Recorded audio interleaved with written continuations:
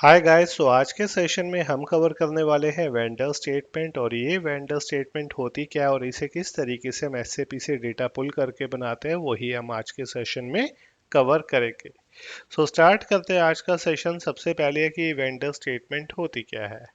Vendor statement वो होती है जो हमें प्रोवाइड करनी होती है और वेंडर के साथ शेयर करनी होती है ऑफ अ पर्टिकुलर पीरियड। यानी कि vendor statement is a statement that we need to provide to the vendor for a specified period.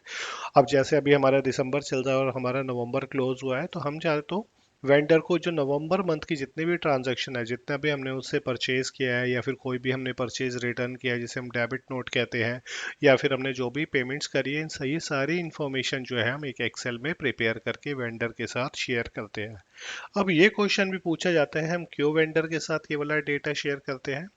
हम वेंडर के साथ ये वाला डेटा शेयर इसलिए करते हैं ताकि उसकी सेल और हमारी से जो परचेज है वो मैच हो, हमारा परचेज रिटर्न और उसका सेल्स रिटर्न वो मैच हो, और हमने जो पेमेंट रिलीज करी है वेंडर को, जिससे हमने सामान खरीदा है, और जो उसने पेमेंट रिसीव करी है हमसे, वो मैच होना चाहिए।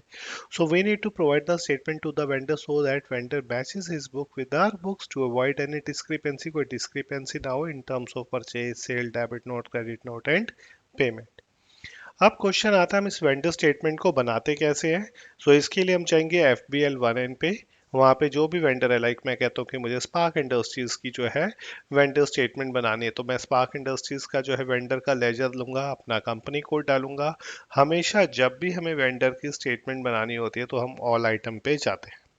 ओपन आइटम जिसके अंदर पेबल एंट्री आती है। जब हम इनवाइस को प्रोसेस करते हैं तो पेबल क्रिएट होता है, और जब हम उसकी पेमेंट करते हैं तो वो क्लियर्ड आइटम में आता है। क्योंकि हमें ऑल आइटम के अंदर एक महीने में हो सकता है मैंने उसकी इनवाइस भी प्रोसेस करी और पेमेंट्स भी निकाली हो, इसलिए हम ऑल आइटम पे जाएंगे। तो मैं एसएपी में जाता हूँ, मैं FPL 1N में जाता हूँ। उसके बाद यहाँ पे मैं अपना वेंडर का कोड ले लूंगा, जो भी मेरा वेंडर का कोड होगा, लाइक मैं स्पार्क इंडस्ट्रीज की बना रहा हूँ तो मैं स्पार्क इंडस्ट्रीज का जो है वो लेजर लूंगा। ये मैं वेंडर्स जो है FPL 1N में आ गया हूँ। यहाँ पे मेरा वेंडर का कोड आ रहा है। अगर मुझे सर्च करना हो तो मैं सर्च बार में जाके अपना स्पार्क इंडस्ट्रीज को सर्च कर सकता हूँ। ये मेरा स्पार्क इंडस्ट्रीज आ गया। मैंने डबल क्लिक किया, उसका कोड आ गया। यहाँ पे कंपनी कोड आ गया, जो मेरा कंपनी कोड है। उसके बाद मैं जाऊंगा, ये जो आप देख रहे हो नीचे ऑल आइटम। मैं ऑल आइटम पे जाऊंगा, यहाँ पे क्लिक करूंगा, ये जो आप देख रहे हो यहाँ पे डॉट आ जाएगा ब्लैक कलर का। और उसके बाद यहाँ पे मैं जो है डेट्स मेंशन करूंगा कि लाइक मुझे 1 नवंबर 2024 से लेकर एज ऑन डेट, मैं मानता हूँ कि आज मेरी 11 दिसंबर या 10 दिसंबर है। मैं 1 नवंबर से लेकर जो है वो 10 दिसंबर 2024 तक का डेटा जो है वो पुल करना चाहता हूँ। तो यहाँ पे मुझे ऑल आइटम में जाके डेट डालनी होगी। उसके बाद मुझे जो एग्जीक्यूट आ रहा है, इस एग्जीक्यूट पे क्लिक करना होगा। एग्जीक्यूट पे क्लिक करने के बाद जो है मैं अपना लेआउट सिलेक्ट करूंगा। ये मेरा डेटा आ गया सारा। ये मेरे इसके अंदर परचेज भी आ गई और जो मैंने पेमेंट्स करी है वो भी आ गई। कोई डेबिट नोट होगा तो वो भी इसके अंदर आ गया। उसके बाद मैं यहाँ से जो है अपना लेआउट सिलेक्ट कर लूंगा, जिस लेआउट के अकॉर्डिंग मैंने बनाना है इसे। अब ये लेआउट क्या होता है ये आगे आएगा। लाइक ये जो लेआउट है मैंने वो सिलेक्ट कर लिया, जो फील्ड्स मुझे चाहिए वो यहाँ पर आ गई। अब इस डेटा को मैं एक्सेल में ट्रांसफर करूंगा। अब एक्सेल में ट्रांसफर कैसे करूंगा, मैं जाऊंगा, ये जो आप देख रहे हो ऊपर लिस्ट, इस पे जाऊंगा, एक्सपोर्ट पे जाऊंगा, और यहाँ पे स्प्रेडशीट, एक्सेल का दूसरा नाम होता है स्प्रेडशीट, मैं यहाँ पे जाऊंगा। उसके बाद मैं एक्सपोर्ट पे क्लिक करूंगा। यहाँ पे मैं लिख दूंगा वेंडर लेजर, एंटर करूंगा, अलाउ करूंगा, अगेन अलाउ करूंगा, तो ये सारा डेटा मेरा ट्रांसफर हो गया एक्सेल में। फिर मैं कंट्रोल A करूंगा, कंट्रोल C करूंगा पूरे डेटा को, और इस डेटा को मैं अपने एक्सेल में जो है वो ओपन कर लूंगा। तो मैं एक एक्सेल ओपन करता हूं अपना। यहाँ पे मैं कंट्रोल V से पेस्ट कर दूंगा डेटा को, ऑल्ट OCA करूंगा, ऑल्ट WQ से थोड़ा सा इसका साइज बढ़ा देते हैं, और यहाँ पे जो कॉलम अननेसेसरी के हम उन्हें जो है कंट्रोल दबा के स्पेस बार और कंट्रोल दबा के माइनस से डिलीट कर देते हैं। तो ये मैंने डिलीट कर दिया। ये क्लियरिंग डॉक्यूमेंट अभी यहाँ पे छोड़ देते हैं।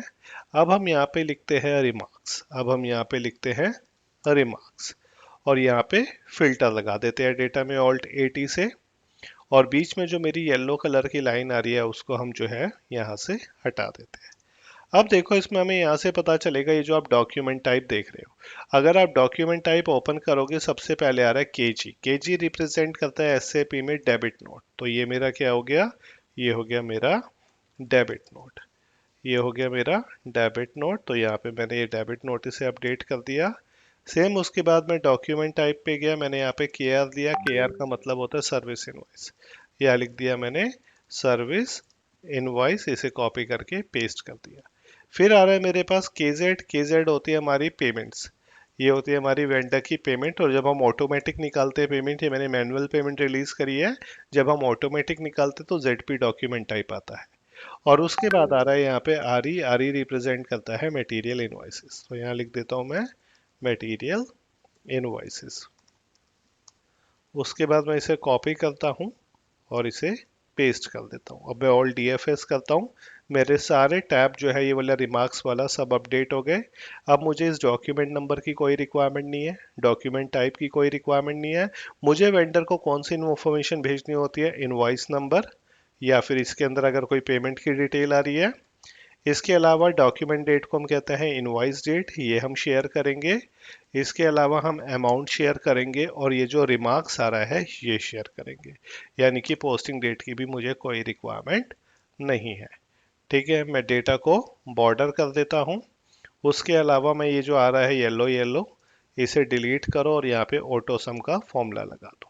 ठीक है, टोटल हमने वेंडर को देना है 9,38,168। अब एक यहाँ पे छोटी सी पीवेट टेबल लगा देते हैं, ताकि हम यहाँ उसे एक छोटी सी समरी मिल जाए वेंडर को कि कितने हमने जो है उससे सामान जो है, कितने इनवॉइसेस या कितने हमने मटेरियल उससे परचेज किया है, कितनी सर्विसेज परचेज करी है, कितना परचेज रिटर्न किया है। ये सारी इंफॉर्मेशन जो है उसके पास आ जाए। सो टोटल 4 हमने जो है परचेज रिटर्न करे हैं, 42 मटेरियल की इनवाइसेज है, 2 सर्विसेज की इनवाइसेज है, 3 टाइम्स हमने उसकी पेमेंट रिलीज करी है। अमाउंट को पुल करके यहाँ पे डाल दो। ये आपके सामने एक छोटी सी समरी आ गई। यहाँ पे हम लिख देते हैं जो रो लेबल्स आ रहा है, यहाँ पे हम लिख देते हैं ये हमारे रिमार्क्स है, ये इनका काउंट है और ये इनका सम है। सो ये स्टेटमेंट मैं वेंडर को जब भेजूंगा, ठीक है, तो यहाँ से उसे पता चल जाएगा कि ये हमारी जो है ओवरऑल समरी है और ये उसकी डिटेल है सारी। सो जब वो अगर उसे देखना है कि कितने अपने बुक से मैच करना है डेबिट नोट या मटेरियल के इनवॉइसेस, वो यहाँ पे फिल्टर लगा के कर सकता है। और यही स्टेटमेंट मैं वेंडर को भेज दूंगा। और अगर आपने थोड़ा सा और फॉर्मेट करना है तो यहाँ पे हम इसे मर्ज कर देते हैं और लिख देते हैं vendor statement from 1st November 2024 to till date. इसे सेंटर में कर देते हैं और इसे कोई कलर ले लेते हैं अच्छा सा। तो ये देखो बॉर्डर दे देते हैं। ये हमारे पास सारी समरी आ गई। ये अगर हमने पेमेंट्स देखोगे, इसमें पेमेंट भी रिलीज कर रखी है। इसमें अगर आप जो है, मैं पेमेंट्स वाले पार्ट में जाऊं तो हमने वेंडर की पेमेंट भी रिलीज कर रखी है और हमने जो है उसकी सर्विसेज जो हमने लिया या मटेरियल हमने उससे बाय किया है, वो सारी इंफॉर्मेशन आ रही है। वेंडर क्या कर सकता है, अपनी बुक्स को जो है वो इसके साथ मैच कर सकता है। ठीक है, इसे बोल्ड कर देते हैं और यह लिख देते हैं ये क्या है हमारा, ये है टोटल। और इसी को हम मेल पे अटैच कर देंगे, लिख देंगे dear sir please find the attached statement from 1st November to 10th December 2024। So ये होती है हमारी वेंडर की स्टेटमेंट। अब इस शीट को आप सेव कर सकते हो, रीनेम कर सकते हो, और जब मेल भेजोगे तो इस वाली शीट को हम क्या कर सकते हैं, इस वाली शीट को हम वहां पे अटैच कर सकते हैं। ठीक है, तो ये होती है हमारी वेंडर की स्टेटमेंट। नेक्स्ट टाइम जब चलेंगे तो बनाएंगे वेंडर की रिकंसिलेशन, किस तरीके से वेंडर हमें स्टेटमेंट देता है और कैसे हमें उसे अपनी बुक्स ऑफ अकाउंट से या किस तरीके से वेंडर के लेजर से उसे हमें मैच करना होता है। सो इसी तरीके की वीडियोस मैं आप लोगों के साथ शेयर करता रहूंगा। जल्दी मिलेंगे नेक्स्ट वीडियो के साथ। Thank you.